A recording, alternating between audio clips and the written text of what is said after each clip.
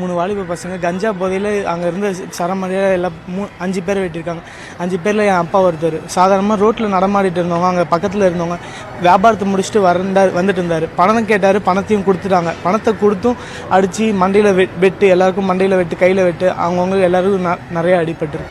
இப்ப இருக்க நிறைய யங்ஸ்டர்ஸ் இது மாதிரி சரக்கு அடிச்சா கெத்து, சிகரெட் புடிச்சா கெத்து, போதையில ரோட்ல கத்துனா கெத்து அப்படின்னு சொல்லிட்டு நிறைய பேர் சுத்திட்டு இருக்கானுங்க. அது மாதிரிதான் விழுப்புரம் வீடூர் அணையில வந்து பாத்தீங்கன்னா ஒரு 5 பேரு சரக்கு அடிச்சுட்டு கஞ்சா போதையில அங்க கடை வச்சிருந்தவங்க கிட்ட எல்லாம் ரகலை பண்ணிருக்கானுங்க. கத்திய காமிச்சு காசு கேட்டிருக்காங்க. அவங்க காசும் கொடுத்திருக்காங்க.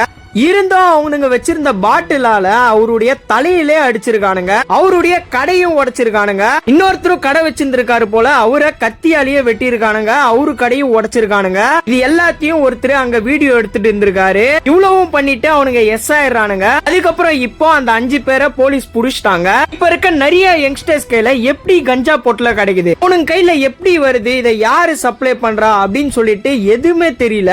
மாசம் இப்படி ஒரு இன்சிடென்ட் நடந்துட்டு தான் இருக்கு. இங்க இருக்க நிறைய யங்ஸ்டர்ஸ் ஃபர்ஸ்ட் கூலிப்ல இருந்து ஸ்டார்ட் ஆகி கடைசியில கஞ்சா வரைக்கும் போயிட்டு அதுல அடிக்ட் ஆகி நிக்கிறானுங்க. இப்ப இந்த 6வது 7வது படிக்கிற பசங்க எல்லாம் கூலி போட்டு சுத்திட்டு இருக்கானுங்க. நம்ம அப்துல் கலாம் ஐயா கூட சொன்னாரு, இளைஞர்கள் தான் நம்ம நாட்டுடைய தூண்கள். இங்க இருக்க யங்ஸ்டர்ஸ் எல்லாம் போதையில அடிக்ட் ஆயிட்டு இருக்கானுங்க.